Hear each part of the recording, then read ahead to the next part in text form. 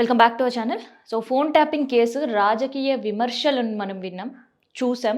కానీ ఇప్పుడు scene reverse అయింది. సోషల్ మీడియాలో ఒక ప్రకంపన లేపుతుంది.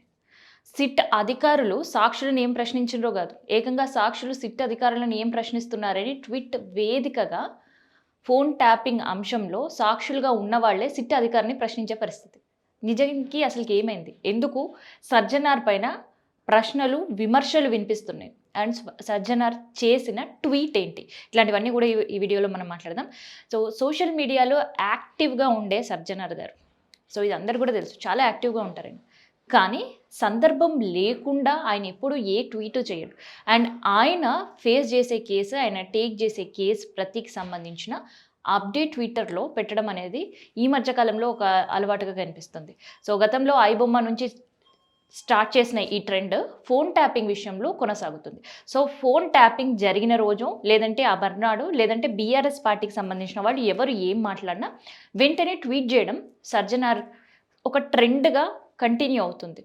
సో మరి దీన్ని బ్రేక్ చేసేటట్టు ఫోన్ ట్యాపింగ్లోకి వెళ్ళి మాట్లాడి సాక్షులుగా విచారణ ఎదుర్కొన్న వాళ్ళే ఇవాళ ట్వీట్ల వర్షం కురిపిస్తున్నారు. ఇంతకీ సజ్జనార్ చేసిన ట్వీట్ ఏంది, ఎందుకు ఆయనను విమర్శించే పరిస్థితి వచ్చింది, సాక్షులు ఆయనను ఎందుకు క్వశ్చన్ చేస్తున్నారు అనేది ఈ వీడియోలో చూద్దాం మనం.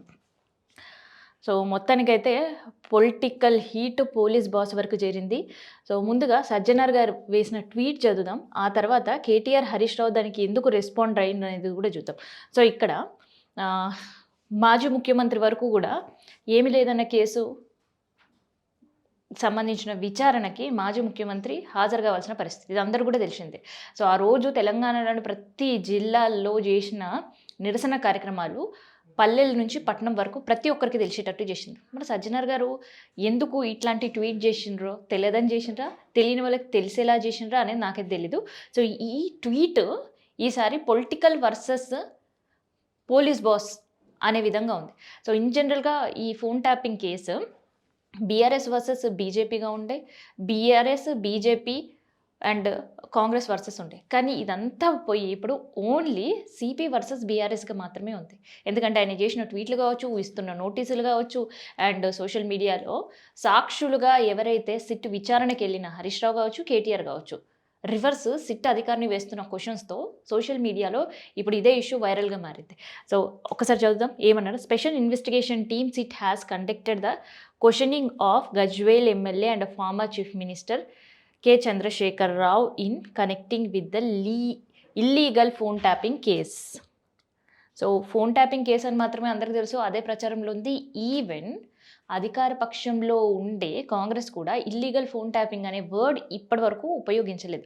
సో ఫోన్ ట్యాపింగ్లో ప్రతి ఒక్కరిని ప్రశ్నిస్తామని కావచ్చు, లేదంటే డైరెక్ట్గా బీఆర్ఎస్ వాళ్ళని విమర్శించడం కావచ్చు, ఇవన్నీ చూసినాం. కానీ phone tapping, illegal phone tapping, illegal అనే వర్డ్ అధికార పక్షంలో ఉండే కాంగ్రెస్ కూడా ఇప్పటివరకు వాడలేదు. కానీ ఇక్కడ సజ్జనార్ గారు చేసిన ట్వీట్లో ఇల్లీగల్ అనే వర్డ్ ఏదైతే వాడినరో దానిపైనే వాళ్ళ రచ్చ జరుగుతుంది, దానిపైనే ఒక చర్చ జరుగుతుంది. అది లీగలా ఇల్లీగలా అనే తేల్చే బాధ్యత ఎవరిది? సిట్టది కాదు, కోర్టుది. సో ఈ మాత్రం కూడా తెలియకుండా సజ్జనార్ ఇల్లీగల్ ఫోన్ ట్యాపింగ్ అని ఎలా ట్వీట్ చేస్తారు అనేదే ఇవాళ బీఆర్ఎస్ విమర్శలు వినిపిస్తుంది. అండ్ దాంతోపాటు కంటెంప్ట్ ఆఫ్ కోర్ట్ కింద కూడా వస్తుంది అనేది కూడా అటు హరీష్ రావు కావచ్చు, ఇటు కేటీఆర్ కావచ్చు, వీళ్ళిద్దరు కూడా ట్విట్టర్లో ఏదైతే సజ్జనార్ గారు వేసిన ట్వీట్ని ట్యాగ్ చేస్తూ పెడుతున్నారనమాట.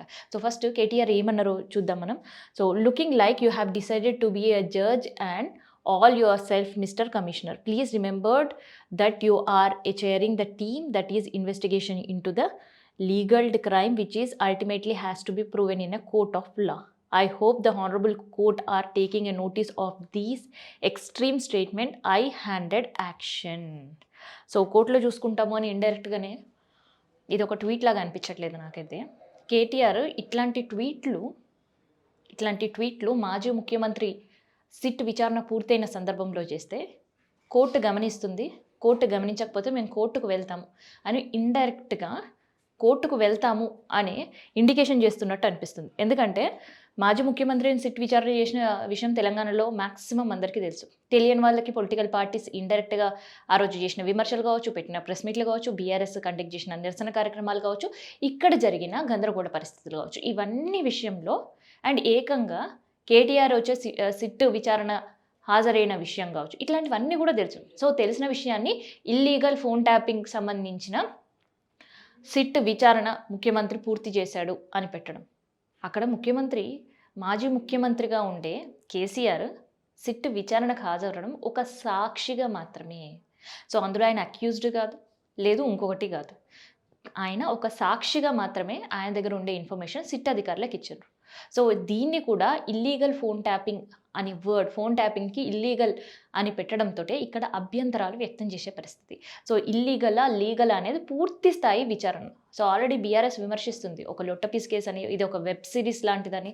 సో, ఈ వెబ్ సిరీస్‌కి ఎండ్ కార్డ్ పడకముందే లీగలా, ఇల్లీగలా అని ఎలా తేలుస్తారు అనేది కేటీఆర్ అభ్యంతరం. అండ్ దాంతోపాటు హరీష్ రావు కూడా దీనిపైన నోరు మెదిపిన పరిస్థితి. అండ్ ఇక్కడ హరీష్ రావు కావచ్చు, కేటీఆర్ కావచ్చు, వీళ్ళిద్దరు కూడా ఆల్రెడీ సిట్ విచారణ ఎదుర్కొంటున్న సాక్షులు. సో, గతంలో వీళ్ళిద్దరు విచారణ ఎదుర్కొన్న సమయంలో చాలా ఛానల్స్‌లో మనం విన్నాం. సిట్ అధికారులు సూటి ప్రశ్నించిండ్రు. దాదాపు ఒక 10 ప్రశ్నలు వేసిండ్రు. అండ్ జరిగిన ఫోన్ ట్యాపింగ్ గురించి నొక్కి వక్కానించి అడిగినరు, గుచ్చి అడిగినరు, ఈ ప్రశ్నలు అడిగినరు. ఇవన్నీ జస్ట్ సిట్ అధికారులు వచ్చి బయటికి చెప్పలే, సాక్షులుగా వీళ్ళు వెళ్ళిన క్రమంలో కూడా బయటకు వచ్చి ఎవరు చెప్పలే. సో, లోపల ఏం జరిగింది అనేది అందరికీ ఊహాగానమే, లేదంటే ఎవరైనా లీకులు ఇస్తే తప్ప బయటికి రాని పరిస్థితి. కానీ ఇక్కడ మాత్రం సాక్షులా గుండా హరీష్ రావు, కేటీఆర్ ట్విట్టర్ వేదికగా, సోషల్ మీడియా వేదికగానే సిట్ అధికారిని వాళ్ళ ప్రశ్నిస్తున్నారు. ఇది కదా అసలు ప్రశ్నలు ఎవరిని అడుగుతున్నారు అనే తెలియడానికి ఉండే న్యూస్. ఇదంతా కూడా ఒక ఓపెన్ ప్లాట్ఫామ్లో సిట్ అధికారిగా ఉండే సర్జనాన్ని ఏ కేసు అయితే ఆయన హెడ్గా డీల్ చేస్తున్నారో ఫోన్ ట్యాపింగ్ సంబంధించి, సో ఆయన చేసేది రైట్ ఆ రాంగ్ అని సాక్షులే ఆయనకు చెప్పే పరిస్థితి కనిపిస్తుంది. సో, ఇక్కడ హరీష్ రావు ఏం ట్వీట్ చేసిండో చూద్దాం. సో, ఇక్కడ హరీష్ రావు ఏకంగా ఆయన ఏ సెక్షన్స్ ఉన్నాయి అండ్ దాంతోపాటు whether any phone interruption was legal or illegal depends upon the strict compliance with the section 5(2) of Indian Telegraph Act. So, Indian telegraph act కింద అసలు అది లీగలా, ఇల్లీగలా, అసలు అది ఎట్లా జరిగింది అనేది టెలిగ్రాఫ్ మనకి చట్టం ఉంది, అది చెప్తుంది అనేది సత్యనారాయణకి ఇక్కడ ట్వీట్ చేసిండు. The information technology act and safe guards leads down by the supreme court. So, ఇదంతా కూడా సుప్రీంకోర్టు తీసుకోవాల్సిన డెసిషన్, మీరెవరు తీసుకోవడానికి అనేది డైరెక్ట్గానే ఆయనని ప్రశ్నించే కనిపిస్తున్నారు. అండ్ దాంతోపాటు ఇక్కడ ఆల్ ఇండియా సర్వీసెస్ రూల్స్ 1968ని మీరు బ్రేక్ చేస్తున్నారు. ఒక సిట్ అధికారిగా ఉండి ఫోన్ ట్యాపింగ్ కేసు లీగలా, ఇల్లీగలా అనేది ఒక జడ్జిమెంట్ రాకముందు అండ్ ఇప్పటి వరకు లోతైన విచారణ ఏదైతే చెప్తున్నారో ఆ విచారణ పూర్తి కాకముందు మీరు ఎలా చెప్తారు? సో, మీరు చేస్తుంది తప్పు అనేది ప్రశ్న వినిపిస్తున్నారు.